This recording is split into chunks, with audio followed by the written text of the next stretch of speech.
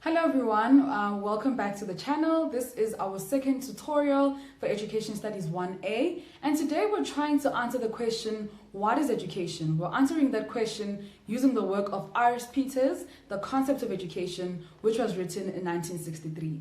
Because this work was written so long ago, it means that it can be somehow inaccessible to us who are the new generation, and I'm trying to break it down and simplify it because the English and the dialect and the examples can be quite unrelatable, which means that we cannot easily then understand them. So that's the purpose of this video, to try and simplify the words and the examples that R.S. Peters used to clarify what he means in his attempts to define the concept of education. Now, straight into it, R.S. Peters firstly starts by saying, listen, education as a concept is not easy to define. He says that we can define the color red. We can say that red is the color of love, I don't know. Or we can say that a house is an object created by men so that they can occupy it and be protected from things like the sun and the rain and all of that. And these are very simple things to define. It's very easy to point out what is a house. It's easy to point out what is a car, but he says it's not as easy then to point out what is education. And as a result then, he determines or creates 4 criteria that we can use to try and define education. He says that education cannot be defined like briefly or narrowly or just like a strict definition, but we can use 4 criteria that can help us in trying to unpack education as a concept. The first one is the task achievement analysis of education, followed by the moral requirements of education, and then the third criteria is the achievement aspect of education, the last one being the task aspect of education. So these are the 4 criteria that Peters recommends we can use as guidelines to determine what education is and to ascertain the extent to which a person is educated. So we'll just go then straight to the first one, where he talks about the task achievement analysis of education. Peters says that for a person to be determined as educated, they should have undergone certain tasks. He says that education is not a once-off event. It's not something that I wake up in the morning, I do, and then I say I'm educated. In fact, just a quick quote from his reading on page 1, he says, "A man who is educated is a man who has succeeded in relation to certain tasks on which he and his teacher have been engaged for a considerable amount of time." So he's saying that firstly, to be described as educated, you should have engaged in certain tasks. Not only should you engage in these tasks, but you should engage in them for a considerable amount of time. Because for you to get the achievement out of these tasks, there has to be certain processes that you follow. This is why we have basic education in South Africa beginning at grade 1 and ending at grade 12. Because at grade 1, they teach you how to hold a pencil. At grade 2, now you're writing in bold letters. In grade 3, you learn cursive writing. In grade 4, you progress and so on and so forth. You start reading for comprehension. You start being able to use a calculator. So as you progress and as you grow, you get involved in certain different tasks that build your capabilities and ensure that at the end, you can be said to have been educated. So he says that just as finding is the achievement related to looking, similarly, being educated is an achievement related to a family of tasks that the learner has to undergo. So this is very simple. He's basically saying that a person cannot be educated overnight, first of all. And secondly, there's certain tasks that you have to be actively engaged in to be said to have been educated. So that's the first thing that he says. But beyond that, he also talks about the idea that learning can occur without teaching, but teaching cannot occur without learning, which is to say, education is not something that only happens in formal settings, in universities and schools and so on and so forth. It's something that also happens in informal settings, such as in the household, such as at church, such as in political spaces and so on and so forth. People learn certain skills, certain habits, and certain definitions and ideologies passively. Sometimes your family speaks in a certain way and you think that's the correct way to address people. You are learning passively. So learning can occur without teaching. You can learn things just by observation, just by experimenting, but you can't then teach people without learning occurring. He then says that it's important for the teacher to understand that at the end, the achievement of the teaching process relates to the success of the learner. So teaching is directed at enriching the learner, and if the enrichment of the learner doesn't happen, then it means that that teaching was unsuccessful. Secondly, then, Peters tells us that to say that someone is educated, there should be a moral requirement in education. He says that education does not happen absent of judgments of value. So basically, we can't say that a person is educated if they have certain mathematical knowledge or literature knowledge, but then they disrespect people in society. Or they don't, they discriminate according to race and gender, or they, I don't know, just like undesirable characteristics. You can think about them a little bit more. But he's saying that for someone to be determined or to be described as educated, there should be a moral compass in them.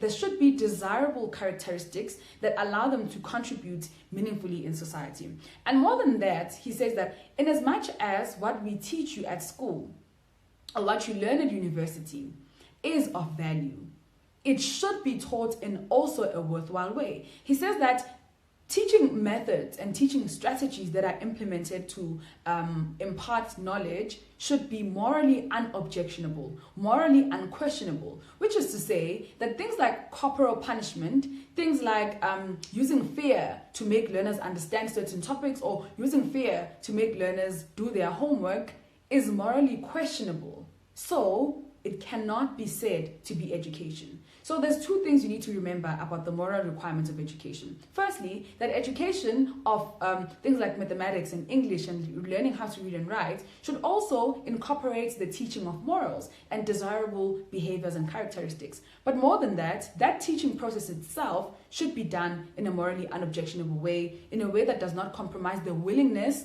and the involvement of the learner. So basically, it's important to think about these two things when defining the moral requirements of education. And these are the very examples that you must give us when you write your essays. I think your second assignment is going to be an essay or a second test.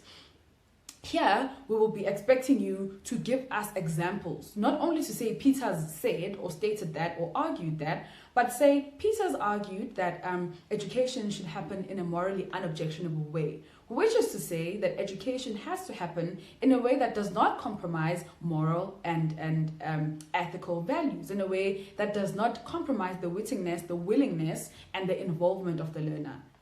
Learning should not be conditioning. It should not be rote learning, like drilling learners to say, you must cram 1 + 1 is 2. But it should be related to making them understand why certain things work in a certain way. And we'll get to that just now. Thirdly, he talks about the achievement aspect of education. And here, I'd like to give you a quote. He says, "For a man to be called educated, it is sufficient that he should possess a know-how or knack. He must also know why certain things are the case. He must have developed some sort of conceptual scheme, at least the area in which he is skilled, and must have organized a fair amount of information by means of it. But even this is not enough, for we would be disinclined to call a man who was merely well-informed educated." I like the last part where he says we can't call someone who's well-informed educated, because information, just having information doesn't mean you understand the principles behind the creation of that information, or you can critically analyze and engage with that information. This is to say, if someone knows that for mathematics, for instance, when they're given a problem that has brackets, they start it with the brackets and then they solve the rest of the problem. This is called the BODMAS rule.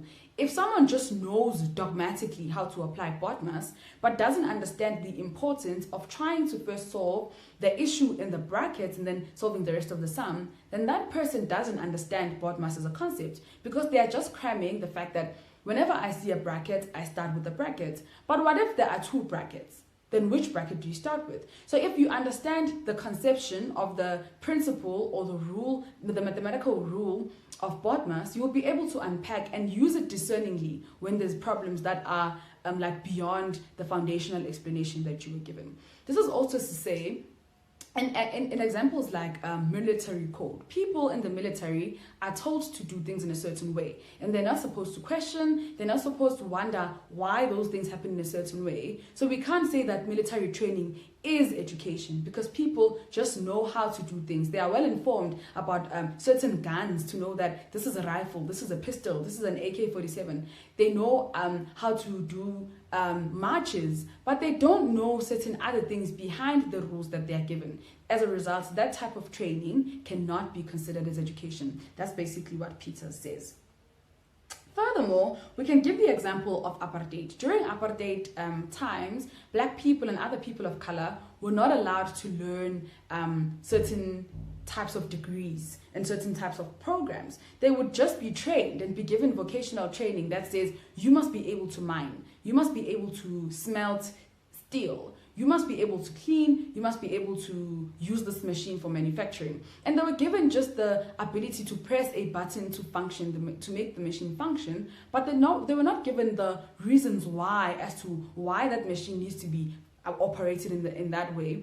And because that is the case, it meant that they can only function in the space with that specific machine. If they are taken out of that context, they can't function because they were dogmatically trained how to use that particular machine or how to mine in a particular space, and so on and so forth. So in that regard, then we can say that Black people during apartheid times were not educated if they were only given vocational training.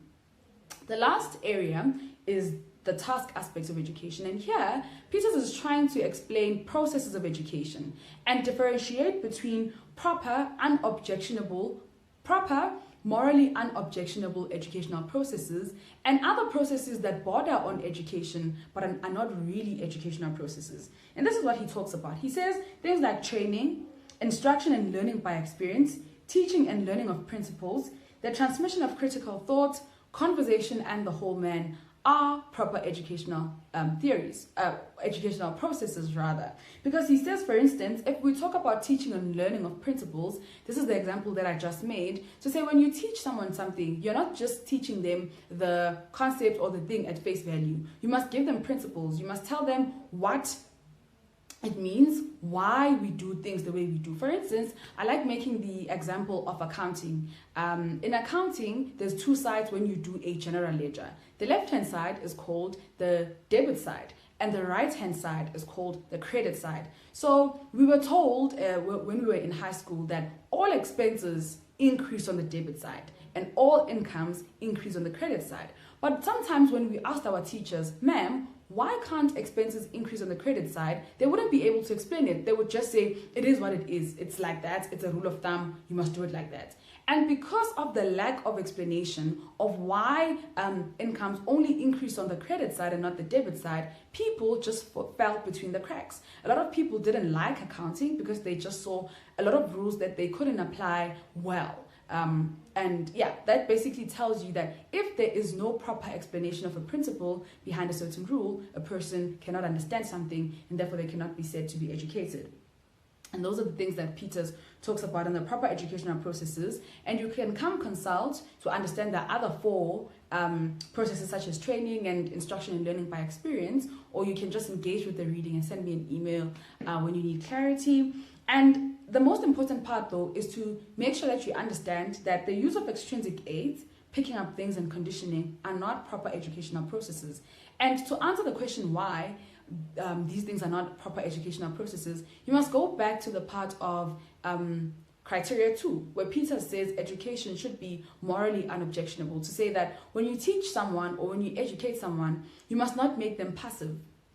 This individual must be actively involved, engaging in tasks that enrich them. So if you are using extrinsic aids, things like giving learners chocolate, pasting stars on their spelling when they've got 10 out of 10, things like putting up a list of the top achievers, these are extrinsic aids that can compromise the intrinsic motivation of a person to want to learn just because they want to learn. They'll end up learning just because they can get chocolate or a star, or they can be given a trophy. And he says that teachers must be very discerning in how they apply rewards and praise.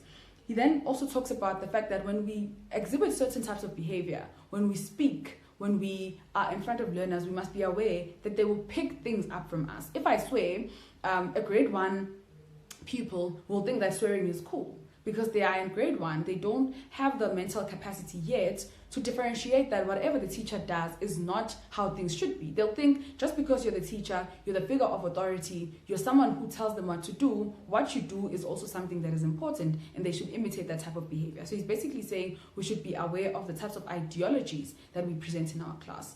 I usually make an example here about my teacher who didn't like other ethical groups who were not Zulu speakers. So I did isiZulu home language in high school, and my teacher would be very discriminatory, yes, to other ethical groups, maybe people who speak Sesotho or Xitsonga. He would call them names. He would say that they are not real people. And some of my classmates adopted the certain type of persona or the certain type of discrimination against other fellow classmates who were not Zulu speakers. They would call them animals because that's what our teacher said. So because that's what our teacher says and that's what he thinks, subconsciously my classmates thought, this is cool, this is what things should be like, and that's not true. So our teacher was not aware that by him discriminating publicly other people coming from other ethical groups, he was actually perpetuating tribalism, and he did a lot of damage that I don't think he can be able to undo at this point in time. So be careful of those things. And the last thing he talks about, Peters, is conditioning, and we've spoken about this previously, to say that education should fully involve a person and not use manipulation or rote learning. So that's basically the reading, and I don't want to make the video too long, so if you have any other questions, you can just write your comments in the comment section, and I'll try to address them as soon as I can, or come see me during my tutorial times or my consultation times, Mondays 10:30 to 11:30 and Fridays 10:30 to 12. Thank you for tuning in. Till next time.